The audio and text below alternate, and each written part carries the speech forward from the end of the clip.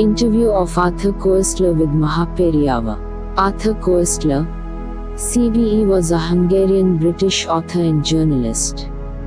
Koestler was born in Budapest and, apart from his early school years, was educated in Austria.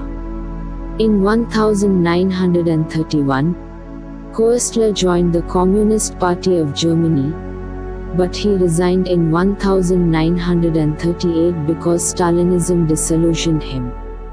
Jagadguru Sri Chandrasekharendra Saraswati Swamigal, birth name Swaminathan, also known as the Sage of Kanchi or Mahaperiyava, was the 68th Jagadguru of the Kanchi Kamakoti Peetham. Mahaperiyava's discourses has been written as magnum opus based on Hindu philosophy in a Tamil book titled Divatin Kural. Here is the introduction and the interview. I was anxious to meet a religious leader occupying a position of authority, from whom I could learn the orthodox view. But Hinduism is split into countless sects, and it has of course no church hierarchy in the Western sense. The nearest to an authoritative position, I learnt, was attributed to the 5 Shankaracharyas, leaders of an important traditionalist sect, all of them descendants in direct spiritual lineage, as it were, from Shankara Acharya, the great religious reformer in the 8th century. Shankara combated idolatry, taught a purified version of pantheism, and tried to create a unified system of orthodox Hindu belief.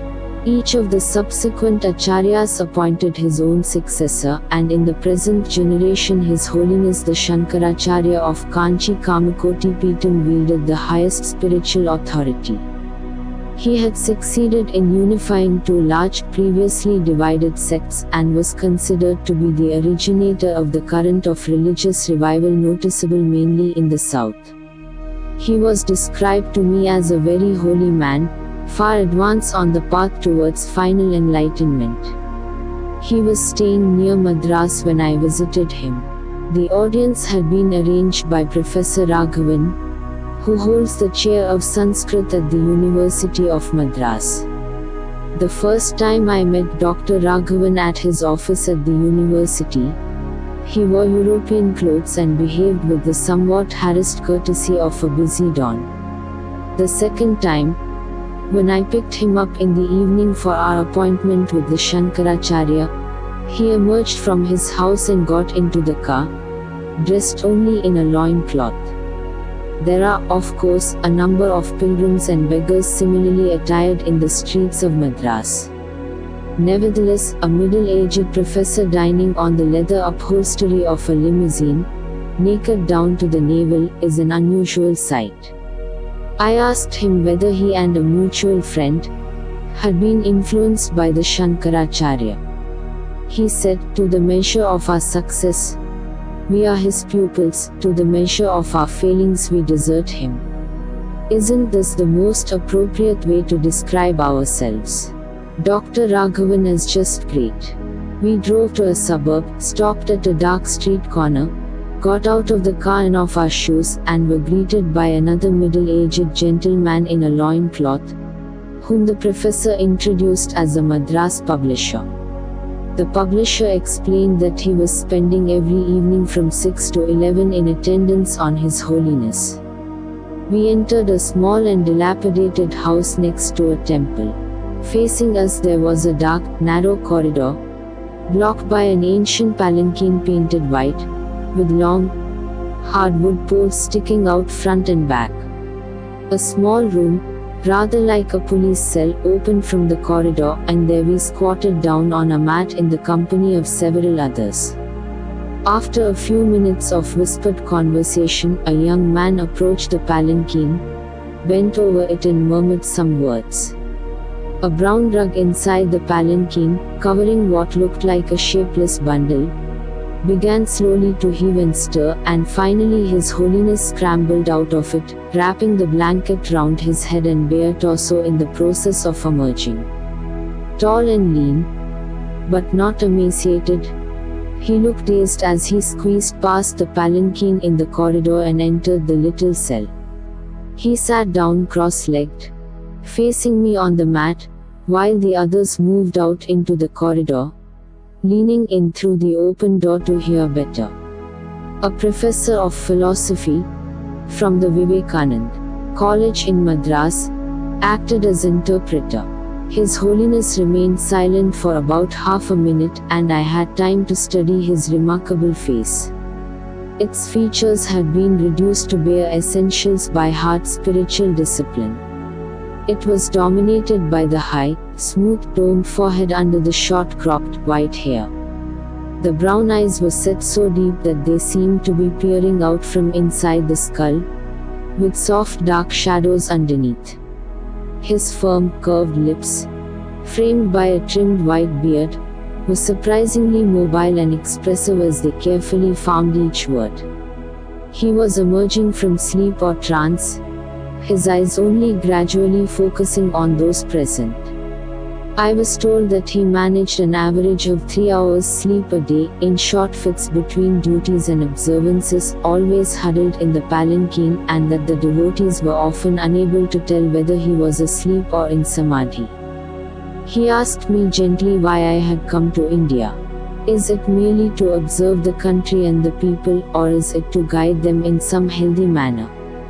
This was an allusion to certain press comments concerned with earlier books. I answered that I had come to see and learn, and with no other purpose. One's passive interest, too, exerts an influence. Even without any specific activity, the angle from which you approach a problem or country produces a Shakti, an active force.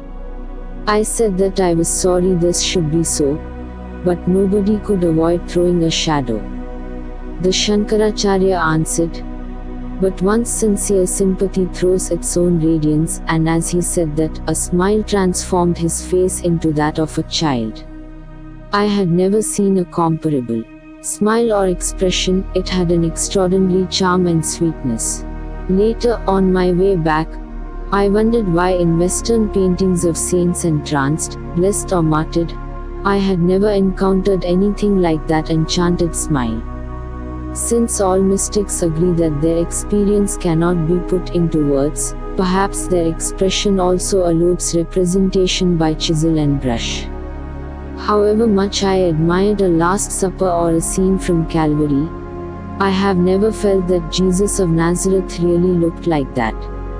On the other hand, certain sculptures of the Gupta period and of the early Indian Baroque do convey an idea of that peculiar smile. My first question was whether His Holiness thought that it was necessary to adapt the doctrines and observances of Hinduism to the changing social structure of India. The Shankaracharya's answer, according to the stenographic transcript, which I have slightly compressed, was as follows. The present is not the only time when there has been a social revolution. Changes have been taking place even in the remote past, when revolutions were not so violent as they are now. But there are certain fundamentals which have been kept intact. We compare the impact of a social change to a storm. It is necessary to stand firm by the fundamental values and to keep affirming them. We may note the deterioration in moral values and standards. When Alexander came to India, Greek observers wrote that there were no thefts in this country. One cannot say that this standard has been kept up in subsequent times. But we cannot say either that because the situation with regard to morality has changed, teachers should adapt themselves to present-day standards. In the same way, adaptations have no place in the standards of spiritual discipline. Question: is there not a difference between spiritual values and religious observances? Assuming a person is working in a factory or office, he has to be at his working place at 8 a.m.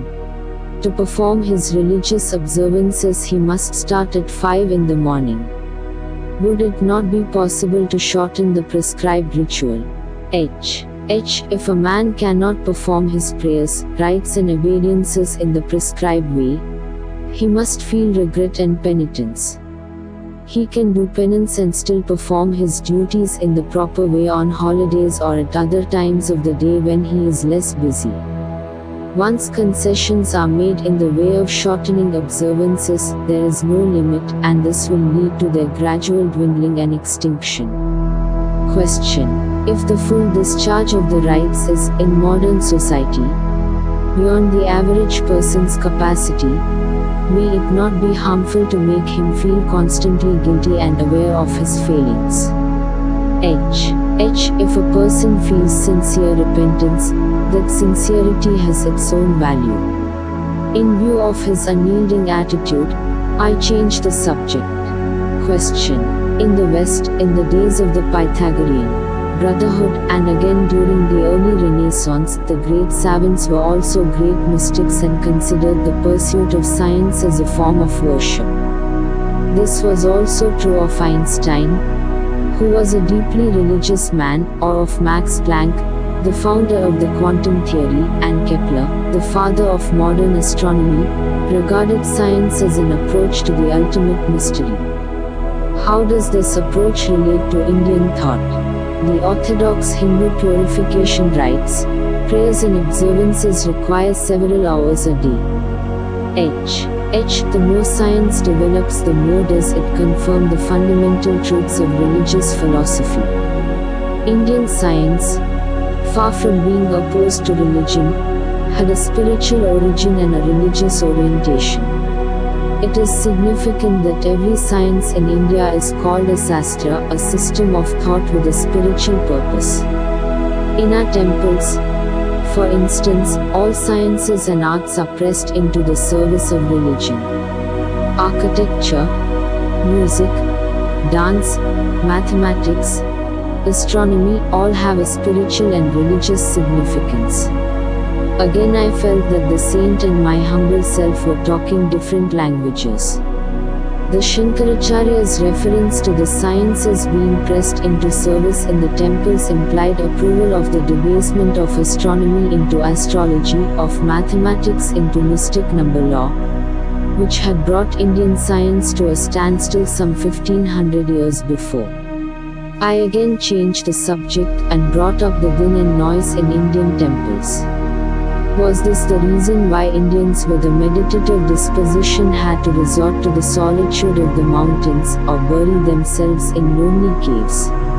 The case is just the reverse. Because solitude and a secluded spot have been prescribed, from oldest times, for contemplation, temples do not have to serve that purpose. Our temples are not organized as places for meditation, nor for congregational worship. The purpose of a temple is different. We enjoy the goods of life such as house, food, clothing, ornaments, music, dance, etc. We pay a tribute in the form of taxes to the king, now the government, for making it possible for us to enjoy them by giving us their protection. The king protector is provided with a palace and other paraphernalia of royalty. Even as we render homage to the king for the enjoyment of these things, we are bound to tender our gratitude to God who has primarily given us the good things of life. We offer a part of these good things as a token of our gratitude to Him in the temple. We first offer to Him all that He has given to us in the shape of food, clothing, jewels, music, flowers, lights, incense, and so on, with the grateful consciousness that they are His gifts to us. And we receive them back from Him as His prasadam. The temple is the place where these offerings are made on behalf of the collective community where it is situated. Even if people do not go to the temple, it is enough that these offerings are made to God on behalf of the community. The duty of the people at the place is to see that these offerings are made in a proper manner. There have been people who would not take their day's meal till the temple bell announced that the offering to God of food for the day had been done. Then only do they take their meal as God's prasada. Question: where, then, can an individual meditate in silence and enjoy the feeling of being alone with his God? In almost every Hindu home and in Riverside, structures, there is a place of daily worship. We can obtain in it the seclusion and silence needed for meditation. I would have been impertinent to contradict the saint by telling him that I had visited some of those riverside structures and private shrines in Hindu houses. About the former, the ghats and shrines of Benares, for instance, the less said the better. The latter are usually the size of a larder, or simply a corner in a bedroom. There would be a small figure of Krishna or Durga with some wilted daisies in front of it and some oil prints of the monkey god on the wall. But in the average cramped and crowded Indian habitation, that shrine offers no privacy whatsoever. A saint, of course, will feel at peace in the midst of any din and noise. But I was concerned with the average person. I asked His Holiness whether the doctrines of Hindu religion are meant to be interpreted literally or as symbols. He answered, "Every such idea must be understood literally and not symbolically." He then went on to explain that a comparative study of Hindu and Christian doctrines revealed that the fundamental and philosophical truths of Hinduism appear in Christian religion as dogmas based on a misunderstanding of their original meaning. Thus the Adam of the scriptures is to be traced to Atma, which in the original Sanskrit was Adma, and Eve corresponds to Jiva, the individual self. In the Upanishads there is a reference to two birds sitting on the same tree. One bird eats the fruit of the tree. The other simply looks on without eating. The bird which eats the fruit is Jiva, Eve. The bird which simply looks on is the Supreme Atma, Adam. The tree on which the two birds are seated is the pipal, which is akin to the biblical apple. It is also known as the Bodhi tree or the tree of knowledge. It was while sitting under it that the Buddha got enlightenment. Adam and Eve ate of the tree of knowledge. But in the transition of the idea from India, the real significance of the Upanishadic motive was lost. I suspected that few students of comparative religion would agree with the Sankaracharya's theory. But time was running short, and I turned to a subject on which he was an unquestioned authority. Question. I had several talks with Hindu psychiatrists in Bombay. They all agreed that spiritual exercises greatly help to effect medical cures. What bothered them was the absence of criteria to distinguish between insights gained in mystic trance on the one hand and hallucinations on the other. His answer was short and precise. The state of hallucination is a temporary one. A person should learn to control his mind. What comes after such mental discipline is mystic experience. What appears in the uncontrolled state of mind, the hallucinations. These are caused by the wishes and fears of the ego. The mystic's mind is a blank. His experience is shapeless and without object. Question. Can a mystic experience be artificially induced by means of drugs? H. You ask this because you think of the experiments of Aldous Huxley. K. No, I was thinking of Bham. H. Bham is used among the people in some parts of India to induce certain states of mind. It is not a habit in the south. Such an artificially induced state does not last long. The real mystic condition is more permanent. Question. How is an outside observer to distinguish between the genuine and the not so genuine? Of course. Sometimes people mistake a pseudo-yogi for a real one. But the behavior of the man who has disciplined his mind, who is a true yogi, will be different. When you look at him, you will see that his face is serene and at peace. That will discover and differentiate him. He spoke without a trace of self-consciousness. It evidently did not occur to him that the description applied to himself. I felt that my time was up. Though the Shankaracharya denied with great gentleness that he was tired, in India it is the visitor who is supposed to bring the audience to an end, which sometimes leads to embarrassing situations. I waited for H to get up, but he made no move. There was a silence. So I embarked on an anecdote about the Jesuit priest who was asked how he would reconcile God's all-embracing love with the idea of eternal hell, and who answered, "Yes, hell does exist, but it is always empty." I suppose my motive in telling the story was to make him smile again. He did, then said, still smiling, "We have no eternal hell in Hinduism. Even a little practice of dharma will go a long way in accumulating merit." He quoted a line from the Gita in Sanskrit. That was the end of the conversation. I found at last the courage to get up first, and the Shankaracharya, after a very gentle and unceremonious salute, quickly took the few steps to the palanquin and vanished into its interior. The room was suddenly dingy and empty, and I had a feeling of a personal loss. Such were the views of an orthodox religious leader in contemporary India. The remarkable thing about them is that they bore no relation to contemporaneity. Equally striking was the contrast between his gentle, saintly personality, lovable and loving, peaceful and peace-giving, immersed in contemplation without shape or object, and the rigidity of his views on Hindu doctrine and religious observances. If one tried to project him onto the European scene, one would have to go back several centuries to find a Christian mystic of equal depth and stature. Yet in his views on religious practice he compared with the rigid ecclesiastics of the 19th century. Indians call the Shankaracharya a Jnana Yogi with a strong inclination toward Bhakti union through devotional worship.